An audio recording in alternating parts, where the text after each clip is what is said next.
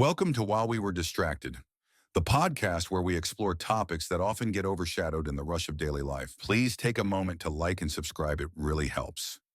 Okay, so when you hear the word Salem, I think for most people, the immediate picture is just darkness, Yeah. right? Like 17th century ignorance, mass hysteria, fear. Yeah, maybe people shouting about the devil. It's a strong image. It really is. Yeah.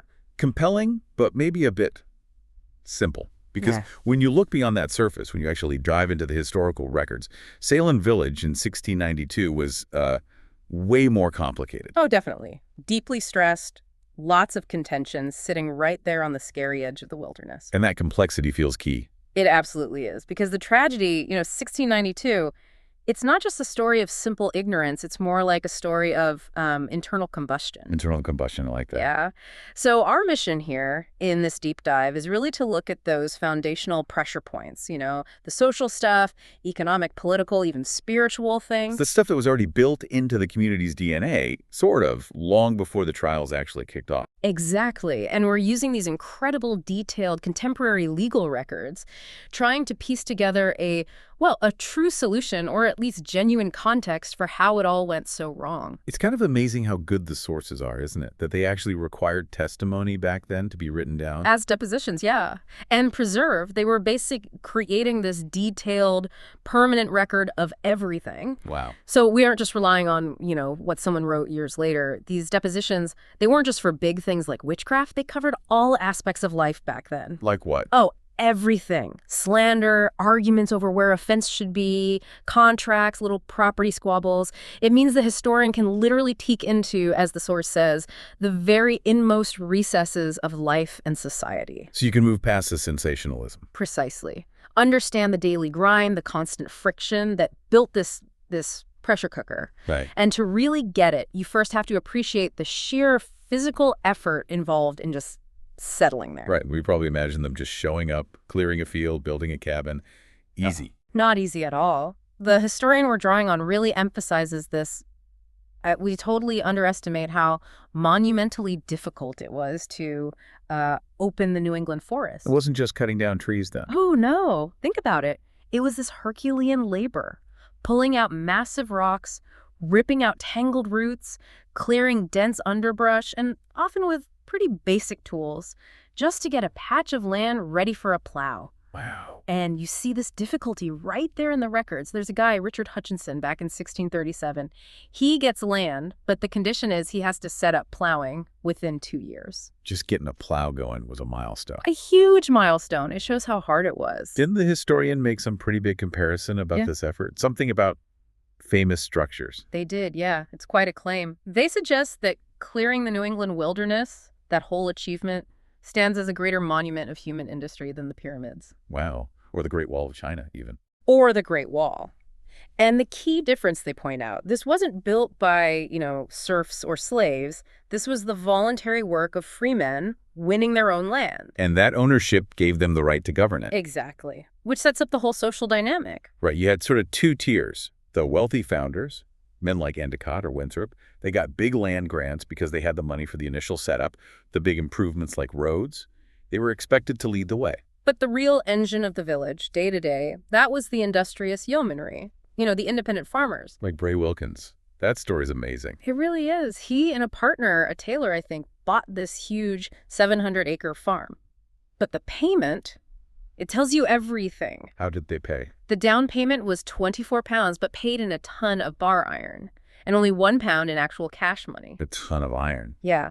And Wilkins made it work because, as the records say, he had industrious habits, a strong constitution, an iron frame, and 6 stout sons. 6 sons. Wow.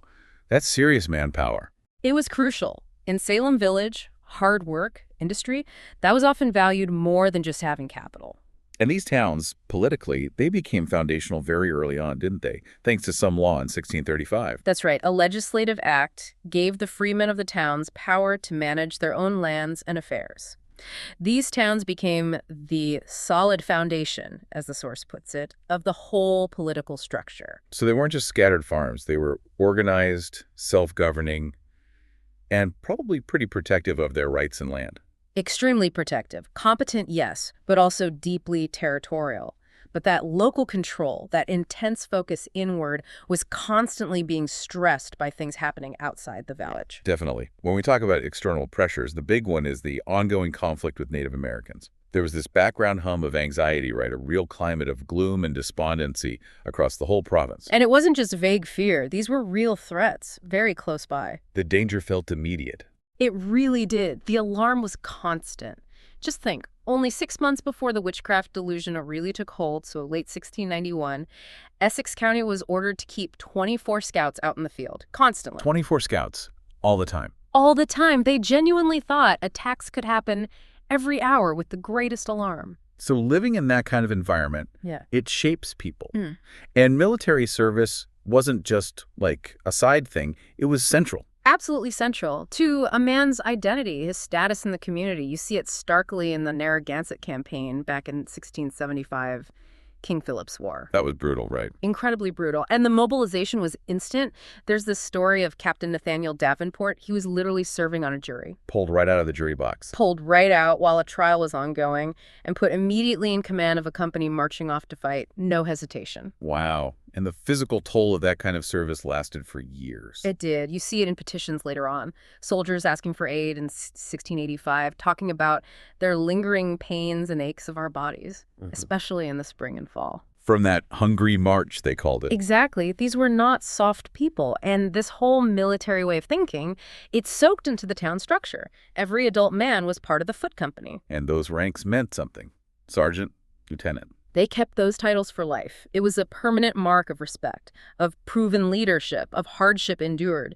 So when you hear names like Sergeant Thomas Putnam or Lieutenant Nathaniel Ingersoll, Those aren't just names, they're signaling status and experience. precisely, proven leaders in a community organized for survival. Okay, so we've got this picture. Energetic people, competent, maybe hyper-competent even, but living under intense stress, militarily organized. And then we turn inward to the biggest source of internal poison, Yeah. the problems with their ministers. Yeah, this is crucial.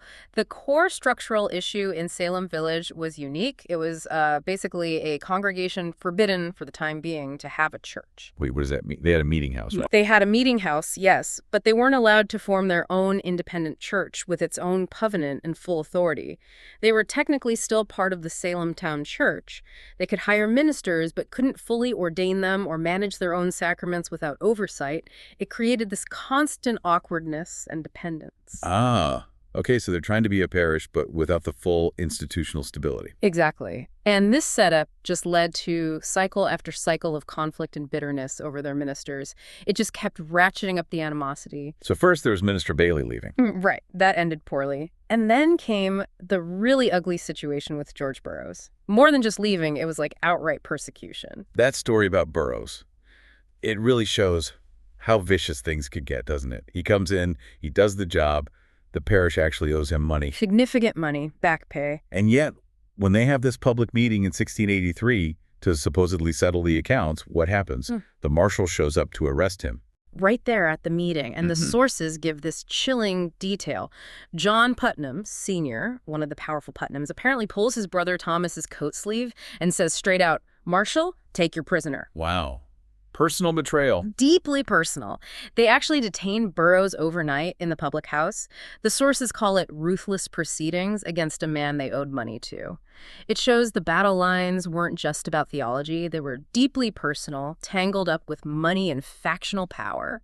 And things didn't exactly calm down when Samuel Parris arrived later. He sounds less like a pastor and more like a sharp businessman. He absolutely had that side to him. His contract negotiations were very telling. He didn't just ask for a salary. He demanded clauses where his pay would increase if the village prospered. Yeah.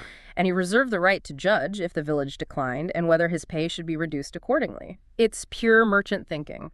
A very calculating approach. Maybe not what you'd expect from someone solely focused on spiritual matters. And he seemed to like stirring the pot, too, using the pulpit for drama. Oh, absolutely. He had this knack for magnifying ordinary church business into, as the source puts it, an insane passion for getting up a scene. Like public performance art, almost. Almost. Turning private religious feelings into public spectacles, often humiliating ones. That story about young Hannah Wilkins is just incredible. What happened there? She apparently had some quiet, humble and timid scruples about formally joining the church. Perfectly normal. But Paris dragged her out, made her stand before the full assembly. In front of everyone. Yes. And her confession, her reasons, had to be read out loud for 3 Sundays in a row. He basically made a public example of her until the congregation finally voted her plentifully into the church, likely just to end the spectacle. That sounds like actively creating conflict, making mountains out of molehills. It does, and this kind of stuff, these ministerial fights, the factionalism, Yeah. it wasn't new in 1692. It had been festering for decades. But by the time the witchcraft accusations started, The community was already, as one historian described it, a hornet's nest, just poisoned by settled prejudice and resolved animosity. People already had enemies, lists in their heads, based on years of fights over land, money, ministers. so when the delusion hit, it landed on fertile ground. They already had targets lined up. Exactly. The mechanism of witchcraft accusation just gave them a new and terrifyingly effective weapon. So yeah, we've painted this picture of incredible stress, deep divisions, but it's also really important to remember these were complex people, not just, grim-faced, dour Puritans. Right. Their daily lives had some surprising aspects, contradictions almost. Definitely. Like, it's easy to picture everyone just wearing drab, plain clothes, but the sources show that wasn't always the case. You mean like Bridget Bishop? Yeah. One of the first people executed. Exactly. She wasn't just some quiet housewife. She ran a house of refreshment for travelers, basically an unlicensed tavern. And she had a shovelboard game for amusement. A bit lively for Puritan New England. You could say that. And descriptions mention her wearing a black cap and a black hat and a red paragon bodice. A red bodice. That sounds pretty showy. It was definitely noticeable, and it just shows there was a spectrum of behavior, of acceptable appearance, even if she pushed the boundaries. And interestingly, she'd been accused of witchcraft before, right? Yeah. Years earlier. She had, back in 1680. But here's the key point. She was acquitted then. So the system could work? It could. The community, while strict, had legal procedures. They required evidence. Back in 1680, they were, as the historian puts it, not quite ripe yet for the kind of mass hysteria that exploded later. They could still push back. But even with that legal structure, there was clearly intense neighborhood gossip, suspicion, simmering resentments. Oh, absolutely. And the case of Giles Corey is a perfect example of that volatile mix. He sounds like quite a character. Always in trouble. Yeah, a bit of a checkered past, often in court for various things, though frequently acquitted. But there's this really weird incident involving him and John Proctor. Proctor. The one described as having a Herculean frame. Yeah, A big guy. that's the one. So Corey and Proctor apparently settle some lawsuit between them, and then they have this bizarre public display, an overflow of affection, drinking wine together. Okay. Making up. Seems like it, but then, just a few days later, Proctor's house burns down. Oh no. And guess who gets blamed? Immediately, the gossip points to Corey. Arson. It just shows how quickly that supposed reconciliation could evaporate, how deep the suspicion ran. Did he have an alibi? He did, and it's wonderfully specific. He had to prove his innocence.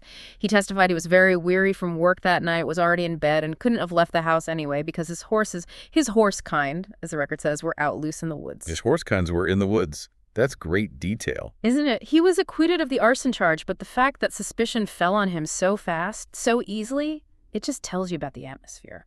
Volatile. And we should probably also get rid of the idea that they were totally primitive in their social interactions. Yeah. Even common terms show structure, like goody. Right. Short for good wife. We might hear it now and think it sounds quaint or maybe even derogatory. Yeah. But back then, goody was a term of standard, even high respect. It was applied to honored women, like Deacon Ingersoll's wife, Goody Ingersoll. It denoted a certain standing. And their houses, you mentioned they were tiny. Often quite small, yeah. Like, Lady Deborah Moody's house was apparently only 9 feet high inside. But it wasn't necessarily poverty, it was practical. Smaller spaces were much easier to heat through the harsh winters. Often, they were built small with plans to add on later. Makes sense. And life wasn't all gloom and hardship, was it? They did have some community fun. Absolutely. Life was incredibly hard, no doubt. But it wasn't all gloom and severity, as the source says. They had social events tied to work and the seasons. Raisings, where the whole community came together to erect the frame of a new house or barn. A community barn raising, basically. Exactly. And huskings, getting together to husk corn. They had sleigh rides using sleds, of course. And even sugar maples camps in the spring to make maple sugar. So moments of cooperation, of shared activity. Yes. ways to build community, to release tension, find joy. But those underlying fractures, those deep-seated conflicts we talked about, they never really went away. Okay, so we've walked through the landscape, the pressures, the conflicts, the people. Bringing it all together, what does this deep dive into the actual records really tell us? The big takeaway seems to be that the people involved in Salem Village, accusers and victims, they weren't simpletons, not uneducated fools. Not at all. They were energetic, actually highly intelligent people in many ways. They were trained in military discipline, deeply involved in legal matters, intensely focused on how their community was governed. It was a society with extreme social complexity, facing real economic hardship, and scarred by years, even decades, of these bitter, entrenched fights over land and especially over their ministers. Exactly. So the tragedy, the delusion of 1692, it wasn't caused by some inherent lack of intelligence or morality in the people. It was more about how they channeled all that built-up anger. Precisely. They channeled these explosive internal hatreds, the toxic fallout from decades of disputes, through the lens of what was, for them, the received philosophy and wisdom of the day. Which was demonology. The belief in and the legal framework for dealing with witchcraft. Right. The witchcraft delusion basically provided a socially and legally acceptable weapon to finally go after your enemies, to destroy your neighbor under the cover of religious righteousness and legal process. That is a chilling thought. It is. And that's the powerful caution, I think, that this history still offers us today. You had this highly capable community, people who genuinely valued critical thinking within their framework, who were very familiar with law. And yet they got completely derailed.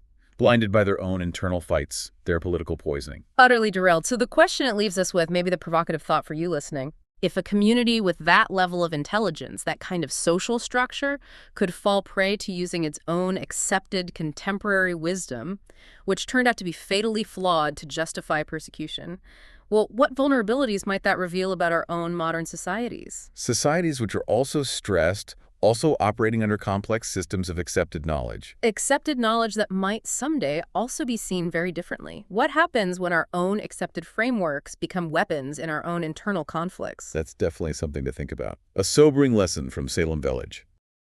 Don't forget to like and subscribe for the next episode on While We Were Distracted.